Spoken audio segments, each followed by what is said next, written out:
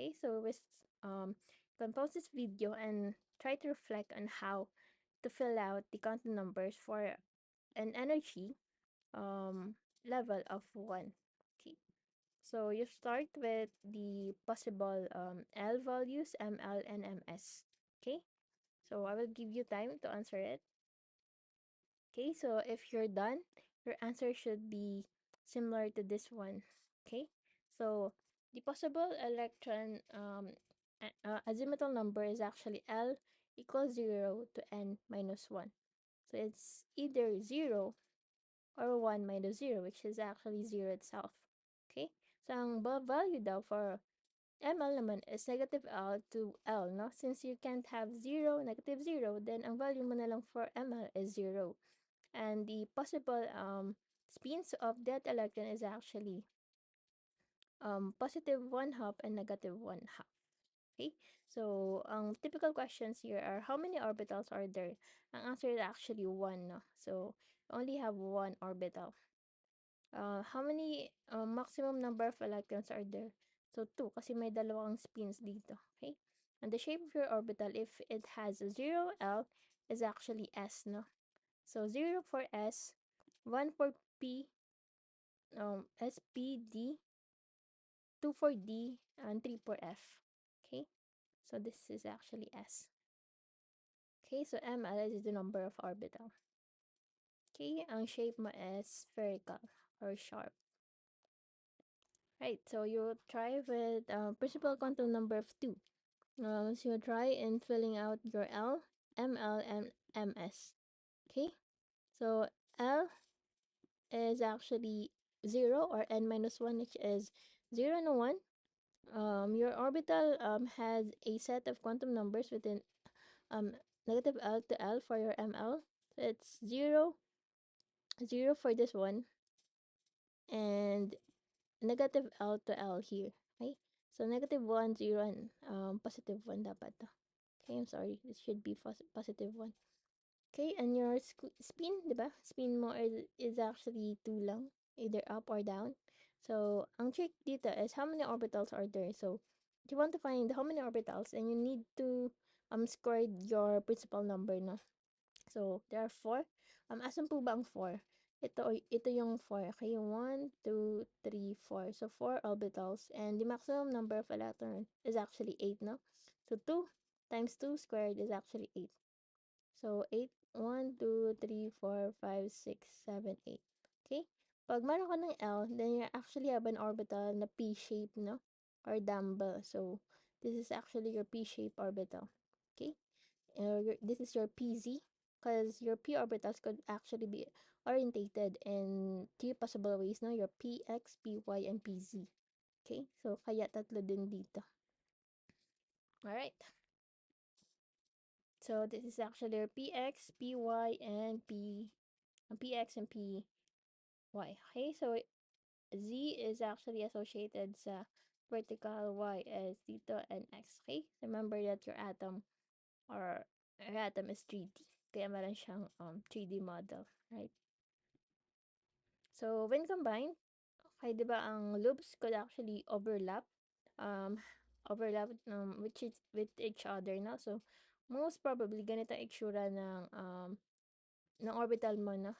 When your p's and orbitals overlap, okay? So, this is more of how you should imagine your atoms, no? With specific electron density, okay?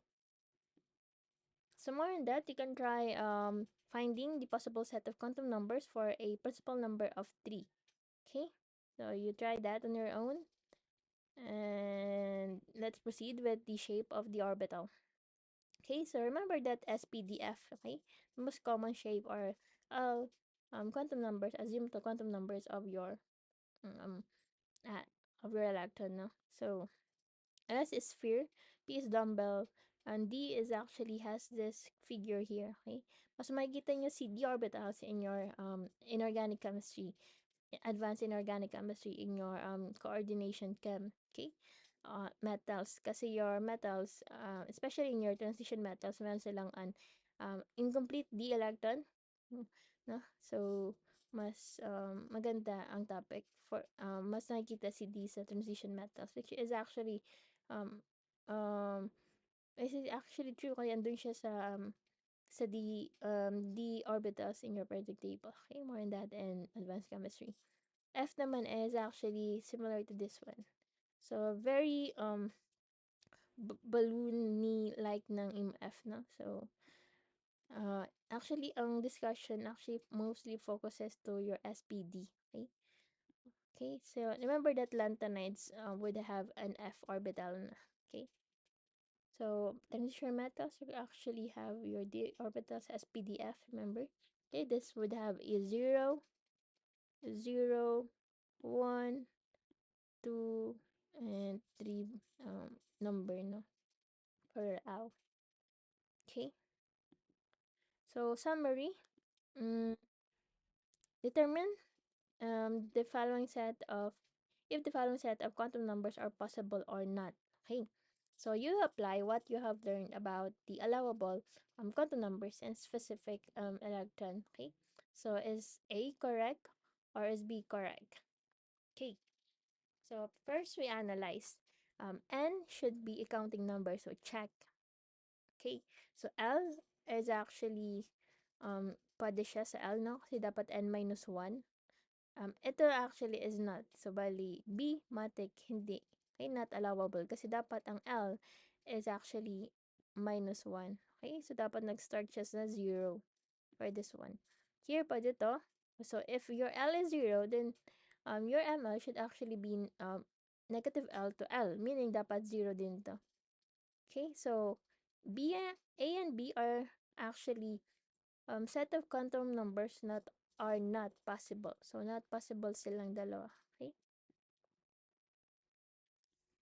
Okay. Not allowed due to ML, not allowed due to N minus 1. Alright, so summary, what is the maximum electron capacity of a fourth main energy level? Fourth main energy level meaning 2n. So, I mean, n is equals to 4. So, 2n squared is actually the maximum electron capacity of that energy level, which is actually equivalent to 32. Right. So you practice more on that. Okay. So more on your electronic transitions. Okay. So um okay, so if you spot the gaffer, okay. So as said, this circular gap energy gap is actually incorrect, no? Because energy orbitals um are actually does not have the same spacing, no, or energy level. So dapat ang pagplot mo ng mo orbitals are actually not evenly spaced. Okay?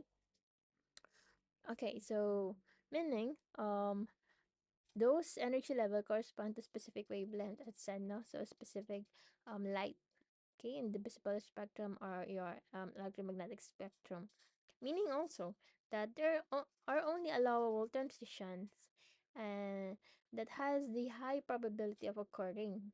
And there are forbidden transitions, electronic transitions, that has the most improbable chance to occur or lowest chance to occur. So, hindi lahat ng transition from here, for example, to here are allowed. No? Certain allowable transition lang ang meron. Okay? Ang pwede mangyari. Okay. For example, so the basic guideline for electronic transition is to know the selection rule, no, for allowed transition. If the change in L or azimuthal quantum number is +1 or -1, then it is allowed. Okay.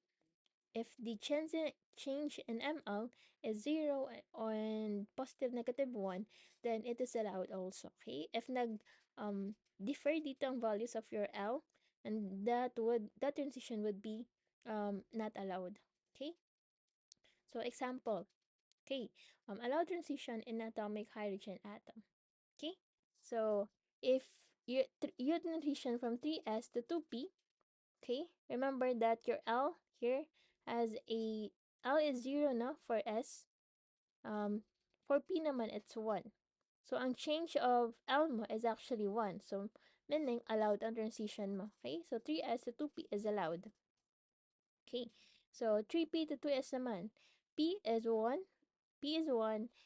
and S is 0. 1 minus 0 is 1, so meaning allowed. Okay? 3D naman to 2P. 3D to 2P is allowed because 2 minus 1 is actually 1, meaning allowed. Okay?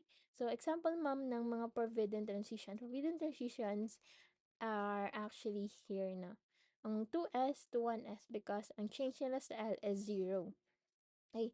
Similar to 3P and 2P and 3D to 2S. Okay? So, 2 minus 0 is 2, no? So, dapat ang allowed transition mo lang is plus 1 and minus 1.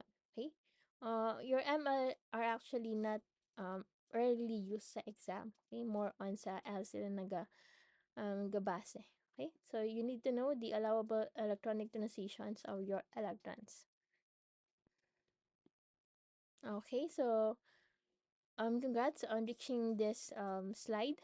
Okay, so you can practice you can try answer your practice test 3. Okay, it is a 15 item problem with a time allotted for each for the whole problem for about 25 minutes lang. Okay, so maximize your time, and you could actually rerun these slides and try to figure out how to solve the problem faster. Okay, so I wish you luck in your PT3.